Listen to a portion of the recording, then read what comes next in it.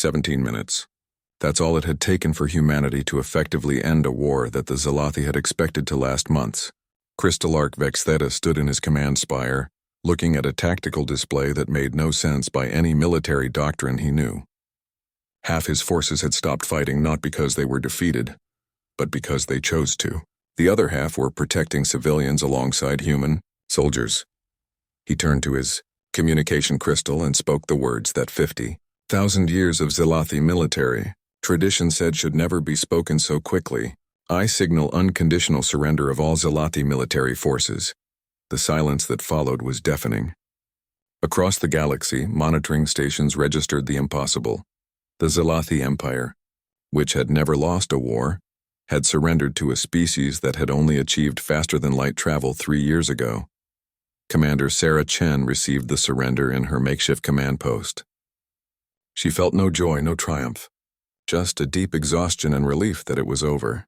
Crystal Arc, we accept your surrender, but we need to talk about what comes next. You will take our planet, Vex Theta said, his voice hollow. Enslave our people? This is the way of conquest. No, Sarah said firmly. That's your way. We have a different idea. 30 minutes later, Sarah stood face to face with Vex Theta for the first time. The Crystal Arc was even more imposing in person, his crystal body refracting light in patterns that seemed almost hypnotic. But there was something broken in his posture, a defeat that went deeper than military loss. You wanted to talk about terms, he said. Sarah nodded. First, you need to understand something. The force you fought today, the 501st Expeditionary Force, we're not Earth's elite unit. We're not special forces. We're a standard infantry division. The color drained from Vex Theta's crystal form. Standard? Earth maintains a military of 50 million soldiers, each trained in different aspects of warfare. Urban combat, jungle warfare, Arctic operations, spaceboarding actions. We have units that specialize in things you haven't even imagined. Cyber warfare, psychological operations, mimetic weapons. Mimetic weapons? Captain Hassan stepped forward. Ideas that spread like viruses and change how people think. We've been using them on your population for the last 17 minutes. Every image of humans helping Zalathi civilians, every story of mercy, every moment of cooperation, all calculated to change how your people see us and themselves. Vex Theta's form flickered. You weaponized compassion? We weaponized everything, Sarah said bluntly. That's what humans do. We can turn anything into a weapon. Music, art, food, language, even peace itself. But here's the important part. We learn to choose when not to. Lieutenant Yuki Tanaka entered the room with a data pad. Commander, I've finished analyzing their military networks. The Zalathi have weapons we've never seen, energy manipulation that makes our nuclear weapons look primitive. They could literally tear planets apart. But we never would, Vex Theta said quickly. That's your weakness, Yuki replied. You have the tools, but not the will. We have both. That's what makes us dangerous. Sarah raised her hand, stopping the discussion. Enough, Crystal Arc, here are our terms. First, the Zalathi Empire will pay reparations for the destroyed colony ship. Second, you'll establish a memorial for those 200 lives. Third, and most importantly, you'll accept human military advisors. To occupy us? To teach you. Not how to fight like us, but how to think for yourselves. Your entire military fell apart the moment individual soldiers had to make decisions. That's not strength, it's fragility. Rodriguez and Thompson entered, escorting a smaller Zalathi. Sarah recognized her as the teacher Rodriguez had given food to. This is Educator Lixara, Rodriguez said. She has something to say. The teacher's crystalline form chimed nervously. Commander Chen, I speak for many civilians. We don't want the old way back. What your soldiers showed us, protecting our young, rebuilding what was damaged, treating us as individuals. We want to learn this. Vex Theta turned sharply. You betray millennia of tradition. No, Lixara replied with surprising firmness. We choose to evolve. The humans showed us we could choose. This was the moment Ambassador Zixlor of the Galactic Council chose to arrive. He entered the room flanked by representatives from a dozen different species, all watching with a mixture of fear and fascination. Commander Chen, the ambassador said, his tentacled form undulating nervously. The entire galaxy is watching. What you've done here will change everything. The Zalathi were our peacekeepers, our order bringers. If they fall, they haven't fallen, Sarah interrupted. They've been freed. There's a difference. You speak of freedom while demonstrating the capacity to end civilizations. Your species has weapons that can crack planets, strategies that turn minds, and the will to use both. Why should the galaxy not unite against you right now? Sarah looked around the room, at Vexus Theta struggling with defeat, at Lixara hoping for change, at her own soldiers ready to fight or build as needed. Because, she said, we don't want to rule the galaxy. We want to survive in it. And we've learned something important on Earth. The best way to survive isn't to dominate your neighbors. It's to make them not want to kill you. How? Trade, cultural exchange, mutual defense, shared prosperity. We call it diplomacy.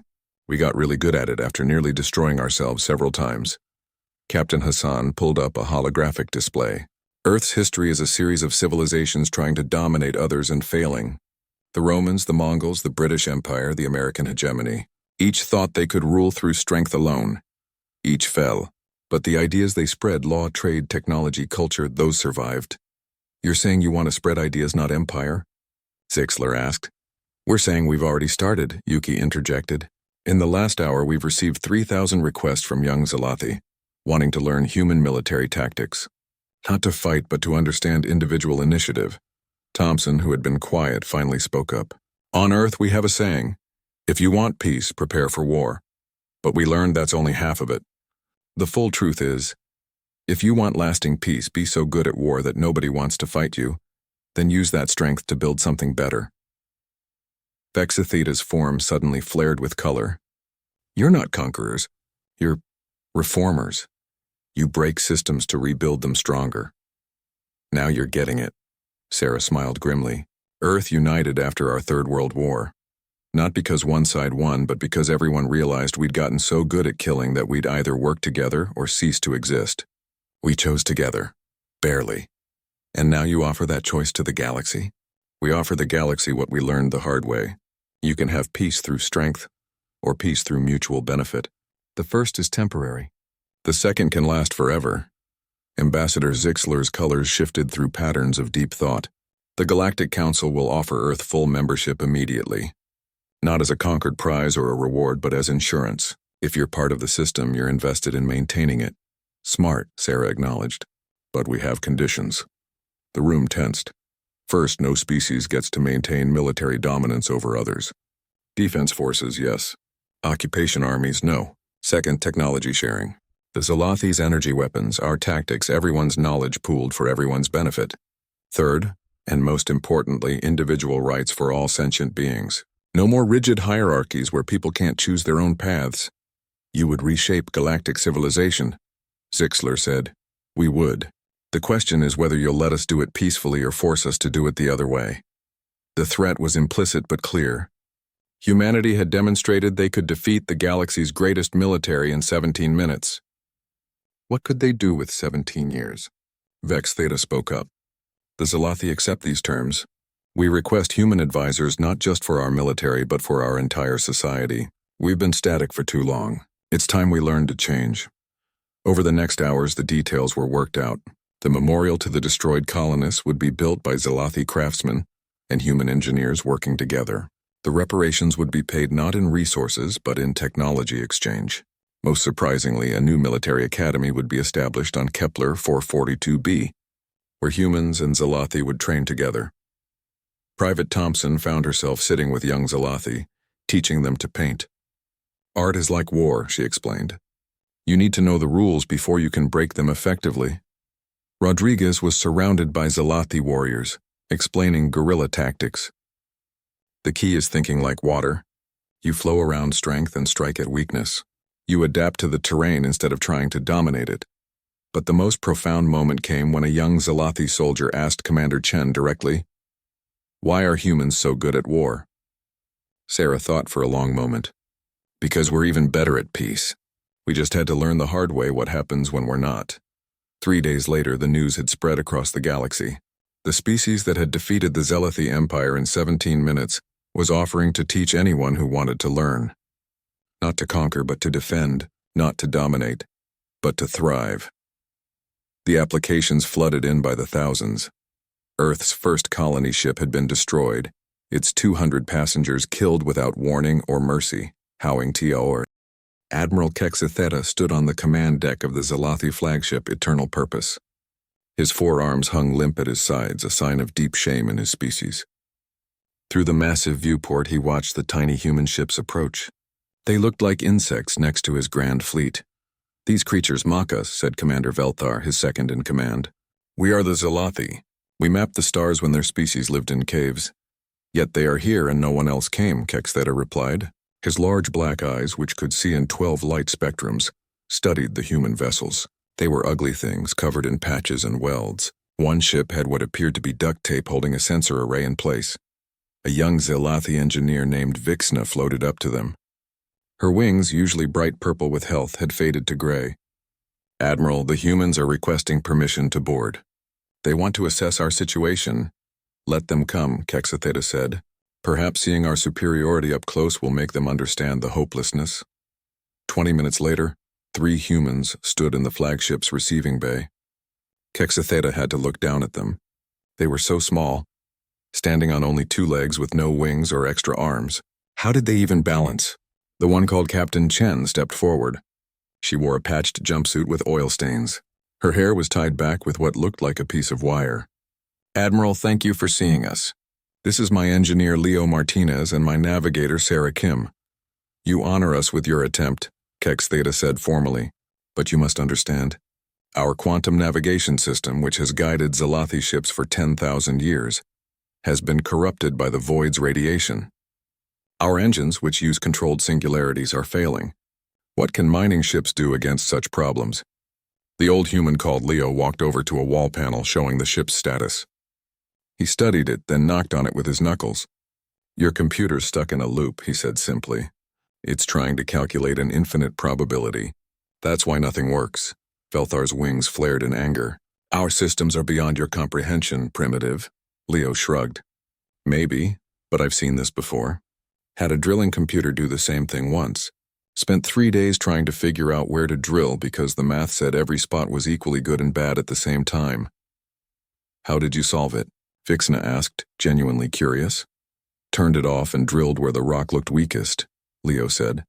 The Zalathi stared at him in horror. "You ignored the calculations?" Kexitheta asked. "Sometimes thinking too hard about a problem makes it worse," Captain Chen said. "Can you show us your engine room?" The walk through the Eternal Purpose was eye-opening for both species. The Zalathi ship was a marvel of engineering. The corridors changed shape to match who was walking through them. The walls displayed information directly into their minds. Tiny robots fixed problems before anyone noticed them, but none of it was working properly now. Lights flickered randomly. Doors opened halfway, then stopped. The tiny robots flew in circles, confused. The engine room was massive, containing 3 spheres of contained black holes. They pulsed with sick-looking energy. "The containment fields are failing," the chief engineer explained. "In 40 hours they will collapse." Sarah Kim, the navigator, was looking at the readings. "Your problem isn't the black holes. It's that you're fighting the void's chaos with order. You're trying to make everything perfect, but this place doesn't follow rules." "All things follow rules," Velthar insisted. "Mathematics is universal." "Not here," Sarah said. She pulled out a device that looked like it was made from spare parts. "I've been mapping our path. The void doesn't have consistent physics. Gravity changes. Time moves differently in different spots. Your computers keep trying to find the rules, but there aren't any." "Then how did you navigate here?" Vixna asked. Sarah grinned. "I looked out the window and flew toward the pretty lights." The Zalathi were speechless. Captain Chen called the other human ships. Soon engineers from every vessel were aboard different Zalathi ships examining systems. Their reports were all similar. "The navigation's shot, but the engines work if you control them manually. Life support's fine if you stop it from trying to be perfect. The hull's strong. It'll hold." Admiral Kexitheta watched the humans work. They used tools he didn't recognize, not because they were advanced, but because they were so simple. Wrenches, hammers, screwdrivers. One human fixed a door by hitting it with her boot. "This is insanity," Velthar said. "They're destroying our systems." "No," Vixna said, watching with fascination. "They're freeing them." A human engineer named Bruce was explaining to a group of Zalathi. "See, your problem is you built everything to be perfect, but perfect systems can't handle imperfection. Our stuff breaks all the time, so we know how to fix it." He demonstrated by pulling a panel off the wall. Inside was a maze of crystal circuits. This is beautiful, but if one tiny thing goes wrong, it all stops. He pulled out a roll of copper wire. Now this is ugly, but it works. The Zalathi watched in horror and amazement as Bruce bypassed their quantum circuits with basic copper wiring. On the bridge of the Eternal Purpose, Captain Chen was explaining the plan. We can't fix your navigation. The void won't let us, but we can guide you out. How? Kex Theta asked. The human ships will spread out in a chain. Each ship will keep visual contact with the ones next to it. We'll feel our way through like walking through a dark room. When we find safe paths, you follow. You want us to follow you blindly? Not blindly. With trust. Kexa Theta's four hands clenched. Trust. The Zalathi trusted mathematics, logic, and proven systems. They didn't trust feelings or instincts. What about our engines? He asked. Leo spoke up. We can't fix the quantum controls, but we can jury-rig manual controls. It'll be rough. You'll have to fly by feel instead of computer. Fly by feel, Kexa Theta repeated. We have not done such a thing in 5,000 years. Good time to learn, Leo said cheerfully. Over the next 6 hours, human engineers swarmed through the Zalathi fleet. They ran cables between ships, creating physical connections where quantum entanglement had failed. They welded manual controls next to useless touchscreens. They taped, tied, and hammered solutions that made Zalathi engineers weep. Vixna followed Leo, learning. This solution with the wire. It's so inefficient. The power loss must be 30%. 32%, Leo corrected. But it works. But why accept such loss? Leo stopped working and looked at her. Because 70% of something is better than 100% of nothing. Vixna's wings fluttered, a sign of deep thought. In the medical bays, human medics worked with Zalathi doctors. The Zalathi had advanced healing pods that could cure almost anything, but they needed power the ships couldn't spare. The humans brought boxes of bandages, simple medicines, and basic surgical tools. This is primitive, a Zalathi doctor said, holding a bottle of antiseptic. It's also working, replied a human medic, cleaning a wound on a Zalathi child. The child, who had never seen a human before, reached out to touch the medic's face. You only have 2 eyes, she said in wonder. Yeah, but they're pretty good eyes, the medic smiled. On the command deck, reports came in from across the fleet. 12 ships had partial manual control. 30 had basic navigation restored. 100 had established visual communication with human vessels. But it wasn't enough. The fleet had 10,000 ships. We need more connections, Captain Chen said. More guides.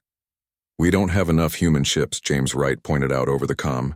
Then we teach the Zalathi to guide each other. Kexa Theta's wings spread in alarm. We cannot navigate without computers. Sure you can, Chen said. Your species flew between stars before you had quantum computers, didn't you? That was different. We were different then. No, you just forgot how to trust yourselves. She turned to the viewport and pointed at the swirling chaos outside. Look at it. Really look at it. Not with scanners or computers. With your eyes. Kexa Theta looked. At first he saw only chaos, but slowly patterns emerged. Not mathematical patterns, but organic ones. Flows and currents like water or wind. I think I see it, he said quietly. Good. Because in 34 hours, we're going to fly your entire fleet through that. And we're going to need every pair of eyes we can get. Vixna approached her admiral. Sir, I volunteer to learn their methods. As do I, said another young engineer. Soon, hundreds of Zalathi were volunteering. Kex Theta looked at Captain Chen. This small, strange creature with oil under her fingernails and tape on her boots. She smiled at him, and for the first time in days he felt something he hadn't expected. Hope. Captain Rodriguez of the cargo hauler Stubborn Mule was explaining something important to a group of Zalathi engineers. He held up a roll of silver tape. This is duct tape, he said seriously. It has held human spaceships together for 300 years. Respect the tape. The Zalathi engineers looked at the primitive adhesive with confusion. Their youngest member, Vixna, reached out to touch it. It's just polymer adhesive with fabric backing. It's salvation with a sticky side, Rodriguez corrected. Watch and learn. He walked to a console that was sparking. The Zalathi would normally replace the entire unit, requiring hours of work. Rodriguez wrapped tape around the exposed wiring. The sparking stopped. That should not work, a senior engineer said. But it does. Rodriguez grinned. Across the fleet, similar scenes played out. The casino cruise ship Lucky Star had docked with a Zalathi hospital ship. Captain Ling was in their cafeteria, looking at rows of food synthesizers that had stopped working. Your people are starving because the machines won't work? She asked the Zalathi captain. The synthesizers require precise quantum alignment. Without it, they cannot create food. Captain Ling opened a cargo container her crew had brought. Inside were thousands of cans and boxes. This is called canned food. It's not fancy, but it'll keep you alive. She opened a can of soup and heated it with a portable stove. The smell filled the room. Zalathi children who hadn't eaten in 2 days pressed closer. It's not perfectly balanced nutrition, Ling said, pouring the soup into cups. But it's hot and it's food. A small Zalathi child took a sip. Her large eyes went wider. It has flavor. Your synthesized food doesn't? Ling asked. Flavor is inefficient, the Zalathi captain said. Our food provides exact nutrition, nothing more. Well, that's the saddest thing I've heard today, Ling said, opening more cans. Who wants to try chicken noodle? On the flagship, Admiral Kex Theta was learning to fly his own ship manually. Captain Chen stood beside him, watching him grip the manual controls Leo had welded to his command chair. Feel the ship, she said. It's like riding a bike. I do not know what a bike is. It's like becoming one with the machine. Don't think about it. Feel it. Kex Theta closed his 3 eyes and put his 4 hands on the controls. He gently pushed forward. The massive ship lurched. Easy, Chen said. She's big, but she'll respond if you're gentle. The eternal purpose is not a she. It is a starship. Every ship is a she, Chen said firmly. And she wants to help you. You just have to listen to her. This made no logical sense to Kex Theta, but he tried. He moved the controls more gently. The ship responded smoothly. I can feel it, he said in wonder. The vibrations through the hull, the engine rhythm. Now you're getting it, Chen smiled. Throughout the fleet, Zalathi were learning human ways. On the garbage scow Brass Monkey, Captain Murphy was teaching Zalathi pilots something he called Kentucky windage. Sometimes your instruments are wrong, he explained. So you adjust based on feel. If the ship pulls left, you compensate right. If the engines sound rough, you ease off. But how do you calculate the exact compensation? A Zalathi pilot asked. You don't. You guess and adjust. Guessing is not precise. Murphy laughed. Kid, nothing in life is precise. The sooner you learn that, the better. On a Zalathi school ship, human teachers were doing something unprecedented. They were playing with the children. What is this activity? A Zalathi teacher asked, watching human crew member Julie Chen, no relation to the captain, playing something called tag with dozens of Zalathi children. It's called fun, Julie said, laughing as children flew around her with their small wings. Don't your children play? Play is inefficient. They study and prepare for their roles in society. That's horrible, Julie said bluntly. Kids need to be kids. A Zalathi child tugged on Julie's sleeve. Can you teach us more games? Of course. Who wants to learn hide and seek? The organized Zalathi children had never hidden from anything in their lives. Within minutes, they were giggling in storage compartments and behind pillars, experiencing the joy of play for the first time. Meanwhile, the human ships were establishing what they called the chain. Each vessel positioned itself where it could see at least 2 others. They used lights, flags, and even painted messages on their hulls to communicate when radios failed. It's like the old sailing days, Captain Park of the New Jersey said. Signal flags and lanterns. The plan was taking shape, but time was running out. The Zalathi engines were failing faster. 3 ships had already lost all power and were being towed by human vessels that were never designed for such loads. Captain Chen called a meeting of all captains, human and Zalathi. They gathered in the Eternal Purpose's vast conference room. The contrast was striking. Humans in their patched uniforms next to Zalathi in their flowing robes. We have 20 hours before the engines completely fail, Chen said. We need to start moving now. But only 300 ships have manual control, Kex Theta pointed out. Then those 300 will have to tow the others. Velthar, who had been skeptical from the start, spoke up. This is madness. We should die with dignity, not being dragged by primitives. Leo Martinez stood up. Listen here, Wings, he said, pointing at Velthar. You can die with dignity after we get you to safety. Until then, you're going to live with whatever indignity it takes. I've got kids on Earth. You've got kids on these ships. They don't care about dignity. They care about tomorrow. How dare you? Velthar started. He's right, Kexatheta interrupted. Pride is a luxury we cannot afford. He turned to Chen. What do you need from us? Everything, Chen said simply. Every cable, every chain, every piece of metal that can connect ships. We're going to tie this fleet together like the universe's biggest train, and we're going to pull you out of here. That's never been done before, a Zalathi captain said. That's what makes it fun. Captain Rodriguez grinned. The next 10 hours were chaos, but it was beautiful chaos. Humans and Zalathi worked side by side. They ran cables between ships, some of them kilometers long. They welded connection points on hulls that were never meant to be connected. They tied ships together with actual rope when they ran out of cable. Vixna worked with Leo, learning to weld. Her precise Zalathi hands were perfect for detail work, while Leo's experience guided her. You're a natural, Leo told her. This is enjoyable, Vixna admitted. Creating solutions instead of following protocols. That's engineering, kid. It's not about perfect solutions. It's about solutions that work. On the Lucky Star, Captain Ling had turned the casino into a massive daycare. Hundreds of Zalathi children were learning human games while their parents worked. The sound of laughter, unknown on Zalathi ships for generations, echoed through the corridors. A Zalathi mother watched her child play something called musical chairs. I have never seen her so joyful. Kids are the same everywhere, Ling said. They just want to laugh and play.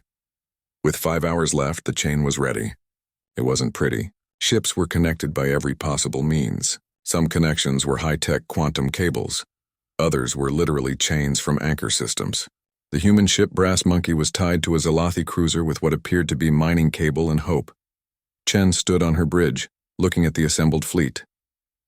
This is either the bravest or stupidest thing humans have ever done. Can't it be both? James asked. Usually is, Chen laughed. She opened a channel to all ships.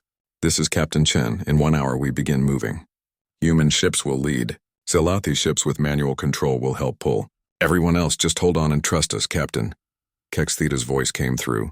If this fails, I want you to know that your species has shown us something we forgot existed. What's that? That courage is not the absence of fear. It's acting despite it, Chen smiled. Admiral, stick with us. You're about to learn a lot more about being human. The countdown began. Across 10,000 ships, millions of beings prepared for the impossible. Human crews made final checks on their jury-rigged systems. Zalathi engineers said prayers to mathematics, hoping it would forgive them for abandoning it. With 1 hour left before the engines failed completely, Captain Chen gave the order that would either save 8 million lives or doom them all. All ships prepare to move. We're going home. Forward, slow and steady, Captain Chen commanded. 23 human ships fired their engines. The cables went tight. 10,000 Zalathi ships connected like beads on 1,000 strings began to move. The first minute was smooth. Then everything went wrong at once. Cable 7 is snapping. Someone shouted over the comm. Gravity surge from starboard. We're losing engine 2. Chen gripped her command chair. Outside the viewport, the void swirled with impossible colors. A gravity wave hit them and the Perseverance groaned like a wounded animal. Cut engine power to half, Chen ordered. We go slow or we don't go at all. On the Eternal Purpose, Admiral Kexatheta watched his perfect fleet being dragged through space like primitive boats. Every part of his Zalathi training screamed that this was wrong. But his ships were moving. Admiral, Vixna reported, the human ship Santo Domingo is requesting permission to do something called getting creative. What does that mean? I have no idea, sir. Captain Rodriguez's voice came through the comm. Admiral, that gravity well ahead is going to tear us apart. But I have an idea. It's completely insane. All human ideas are insane, Kexatheta replied. Proceed. I need every ship with working engines to fire them at exactly the same time but in different directions. We're going to spin the whole fleet like a top. The rotation will create centrifugal force to counter the gravity. Velthar's wings spread in alarm. That will tear the connections apart. No, Vixna said, calculating quickly. It might work. If we distribute the force correctly. Don't calculate, Rodriguez said. Feel it. On my mark, everyone fire. 3, 2, 1, mark. 100 ships fired their engines in carefully different directions. The entire connected fleet began to slowly spin. The cables screamed with tension. Metal groaned. But they passed the gravity well. It worked. Someone cheered. "Don't celebrate yet," Chen warned. "We've got bigger problems." Ahead, the void had become a maze of energy storms. Lightning made of impossible colors struck out at ships. One bolt hit a Zalathi cruiser and all its lights died instantly. "They've lost all power," Tommy reported. "Can we tow them?" "We're already at maximum load." Chen made a hard decision. "All human ships prepare for emergency burn. We need more power." "Captain," Leo's voice came from engineering. "If we push harder, we'll blow our engines. Then we blow them after we get these people to safety." The human ships increased power. The Perseverance's engine temperature climbed into the red zone. Warning lights flashed across every console. But they kept pulling. On the Lucky Star, Captain Ling was facing a different crisis. The Zalathi children in her makeshift daycare were terrified. The ship was shaking, lights were failing, and their parents were working desperately to keep ships connected. "Hey kids," Ling said, forcing herself to smile. "Who wants to learn a human tradition? It's called singing when you're scared." "Singing?" a young Zalathi asked. "Yeah. When humans are frightened, we sing. It makes us braver." She started with something simple. "Row, row, row your boat gently down the stream." The children didn't understand the words, but they began to hum along. Soon hundreds of young voices were singing the ancient Earth song. The sound carried through the comm systems to other ships. On the Brass Monkey, Captain Murphy heard the singing and laughed. "Well, if the kids can be brave." He started singing too, an old sailing song about storms and sea. The singing spread. Humans on every ship joined in with whatever songs they knew. Work songs, folk songs, even advertising jingles. The Zalathi didn't understand, but the human emotion was infectious. Some Zalathi began humming their own ancient melodies, songs not heard in centuries. 10,000 ships connected by cables and songs, pushed deeper into the void. Then came the moment Chen had been dreading. "Captain," Tommy said quietly, "the Santo Domingo is breaking apart." On the screen, they could see Rodriguez's ship. Cracks appeared along its hull. The old cargo hauler had pulled too much weight for too long. Rodriguez's face appeared on screen. He was smiling. "Hey Chen, looks like my girl can't take any more." "Cut yourself loose," Chen ordered. "We'll pick you up." "Negative. If I disconnect, we lose tension on cables 4 through 7. The whole left side of the fleet breaks away." He looked at his crew. "We voted. We're staying connected." Rodriguez, "No, it's been an honor, Captain. Tell my kids I—" A massive shape moved past Chen's viewport. The Eternal Purpose, the Zalathi flagship, had changed position. The giant vessel moved with surprising grace, sliding beneath the Santo Domingo. "Human vessel," Kexatheta's voice came through. "Prepare for emergency docking. We are catching you. You don't have docking equipment that matches ours." Rodriguez protested. "Then we will make new equipment," Kextheta replied. He turned to his crew. "Cut hull section 7. Create an opening. Admiral, that will decompress it, then seal the surrounding sections. To it now." The Zalathi worked with desperate efficiency. They cut a hole in their own ship large enough for the Santo Domingo to fit inside. As Rodriguez's ship finally broke apart, it fell into the Eternal Purpose's emergency bay. Zalathi emergency crews swarmed the human vessel, pulling the crew to safety. Rodriguez stood in the Zalathi ship, covered in oil and sweat, looking at Admiral Kextheta. "You sacrificed part of your ship for us." "You were going to sacrifice your entire ship for us," Kextheta replied. It seemed, what is your word, fair? They had been traveling for 18 hours. 6 more to go. But the worst was ahead. The center of the void was visible now, a swirling mass of impossible physics that hurt to look at. "How do we get through that?" Velthar asked. Chen studied it. Then she laughed. "I know exactly what that is." "You do?" "It's a whirlpool. A space whirlpool, but still a whirlpool." She turned to her navigation officer. "Sarah, remember that documentary about old Earth sailors?" Sarah's eyes widened. "You're not thinking—" "I am. All ships prepare for the stupidest maneuver in space history. We're going to ride the current." "What current?" Kextheta asked. "The one that's been pulling at us this whole time. Instead of fighting it, we use it." Chen pulled up a diagram. "We disconnect all the safety cables. Keep only the essential connections. Then we let the void pull us, but we steer using the momentum." "That's suicide," Velthar said. "No," Vixena said, understanding. It's brilliant. We become part of the chaos instead of fighting it. Chen nodded. Every ship needs to work together. When I say left, everyone goes left. When I say right, everyone goes right. No computers, no calculations. Just instinct. The fleet prepared. Cables were cut. Ships that had been rigidly connected now held on with the minimum connections. It looked like a school of fish preparing to swim through a storm. Everyone ready? Chen asked. 10,000 confirmations came back. Then let's ride. They entered the center of the void.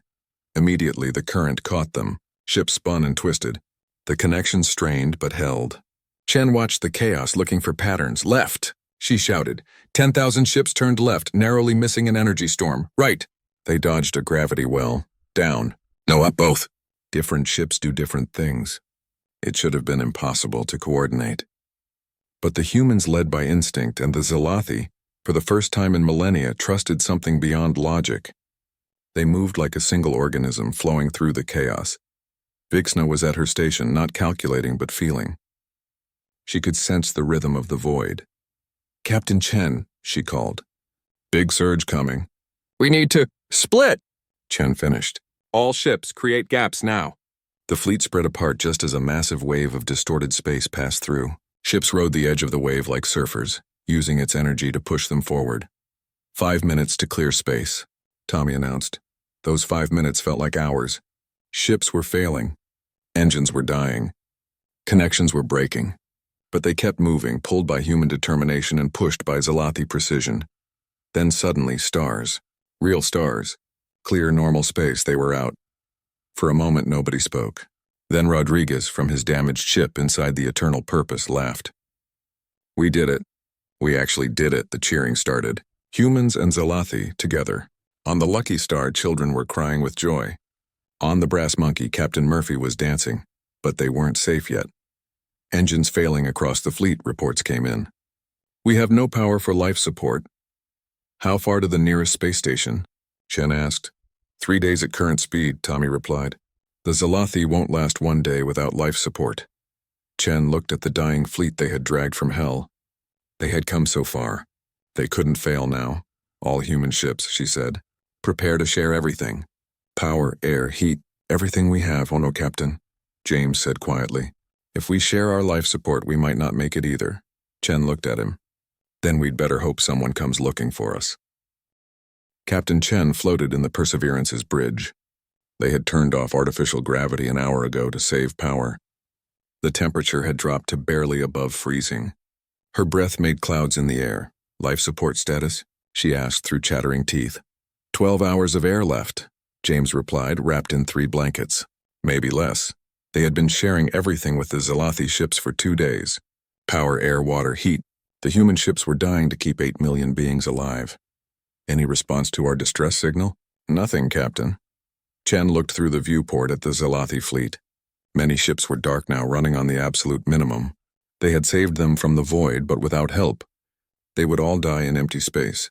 On the Eternal Purpose, Admiral Kextheta floated in his command center, his wings wrapped tight around his body for warmth. Vixna drifted nearby, her usually bright purple wings now almost gray. The humans are dying for us, Vixna said quietly. I know, Kextheta replied. They gave us their air, their heat, their power. They asked for nothing in return.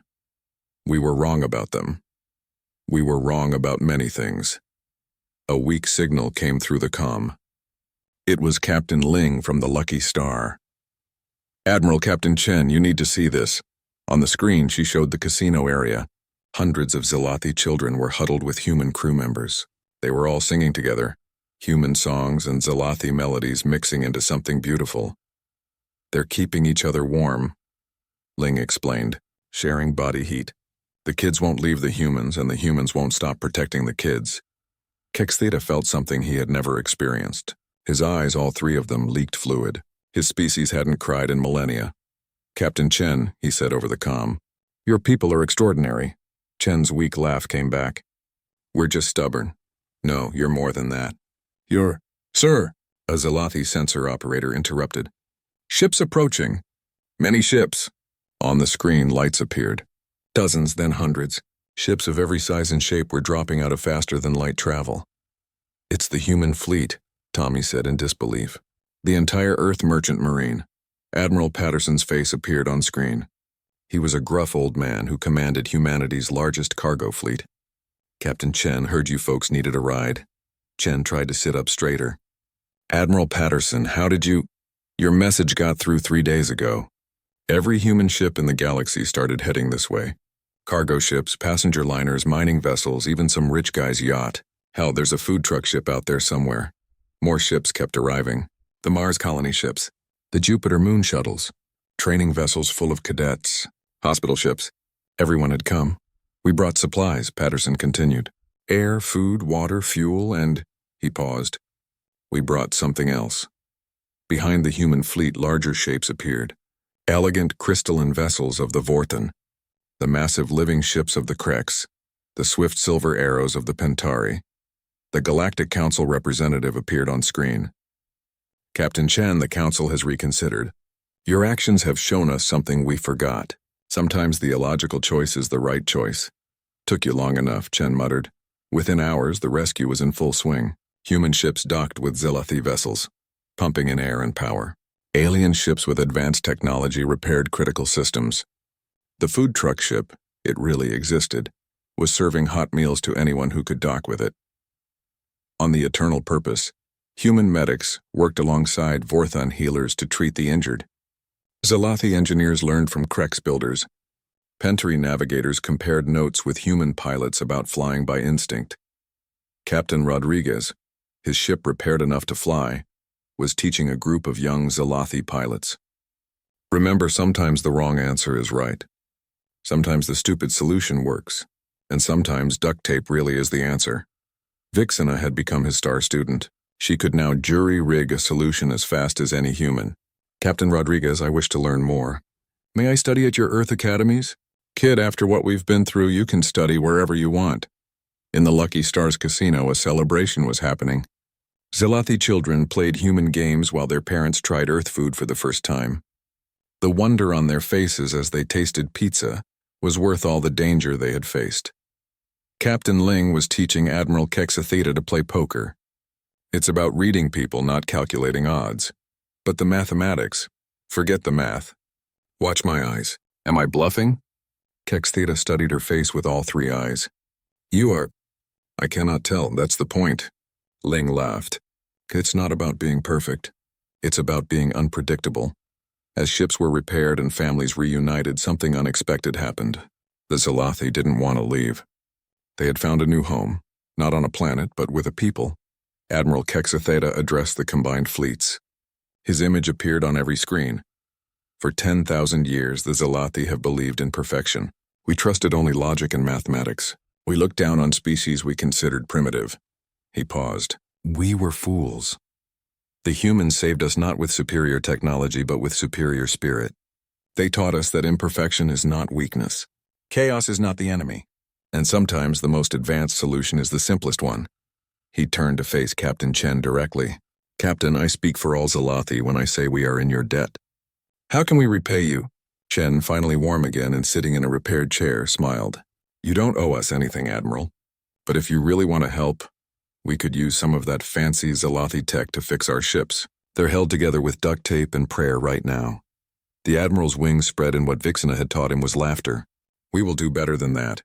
The Zelathi formally request an alliance with humanity. We will share our technology, our knowledge, our resources. And in return, teach us to be human, not literally but in spirit. Teach us to laugh, to play, to take risks. Teach us that sometimes the wrong answer is right. The bridge of the Perseverance erupted in cheers. Across the fleet, humans and Zelathi embraced, danced, and celebrated. Over the next days, as the fleet made its way to Zelathi's new colony world, changes happened. Zelathi ships were modified with manual controls alongside their quantum systems. Human ships received Zelathi shields and engines. But more importantly, cultures mixed. Zelathi children attended human schools set up on the larger ships. They learned art, music, and most importantly, recess. Human engineers worked with Zelathi scientists, combining intuition with precision. Recipes were shared. Games were taught. Friendships were born. Vixena stood with Leo Martinez looking at a hybrid engine they had built together. It was ugly, covered in duct tape and quantum crystals, but it worked better than either design alone. You know what this means? Leo said. What? Humans and Zelathi together. We're going to change the galaxy. With respect, Leo, we're going to do more than that. Vixena's wings shimmered with excitement. We're going to make it interesting. 3 months later, at the new Zelathi colony world, a monument was built. It showed human and Zelathi hands clasped together, wrapped in cable and duct tape. The inscription read in both languages. When the impossible became necessary, the primitive became advanced, and strangers became family. To the human heroes who entered the void not because they could, but because they should. At the dedication, a young Zelathi child tugged on Captain Chen's sleeve. Captain, why did you save us? You didn't know us. You could have died. Chen knelt down to the child's level. You know what makes humans special? What? We're too stupid to know when something's impossible, and too stubborn to quit when we find out. The child's wings fluttered with laughter, a sound that had become common among the Zelathi. Admiral Kexatheta stood with his new human friends watching their children play together. The poker game had become a weekly tradition. He still couldn't beat Captain Ling, but he was learning to enjoy losing. You know, he said to Chen, our historians are calling this the Great Teaching, the day the Zelathi learned that efficiency isn't everything. What do human historians call it? Chen asked. Tuesday, Rodriguez laughed. Just another Tuesday for the human race. As the sun set on the new world, human and Zelathi music mixed in the air. Ships that had been enemies of chaos now bore duct tape patches as badges of honor. Children who had never known play now couldn't stop laughing, and in the space above, the Perseverance floated next to the Eternal Purpose. The little mining ship and the massive flagship, tied together with a cable that no one had bothered to remove. It had become a symbol. No matter how different, no matter how impossible, some connections were worth keeping. Captain Chen looked at the stars, then at her mixed crew of humans and Zelathi. They had started as rescuers and refugees. They had become something more. They had become family. And somewhere in the galaxy, other species heard the story, how humans had done the impossible. Not with superior technology, but with superior hearts. How the mighty Zelathi had been humbled and reborn. How duct tape and determination had triumphed over quantum computing. The message spread to every corner of known space. Never underestimate the humans. They might be primitive, chaotic, and absolutely insane. But when the impossible needs doing, when all hope is lost, when the logical choice is to give up, that's when humans are at their best. That's when humans save the day.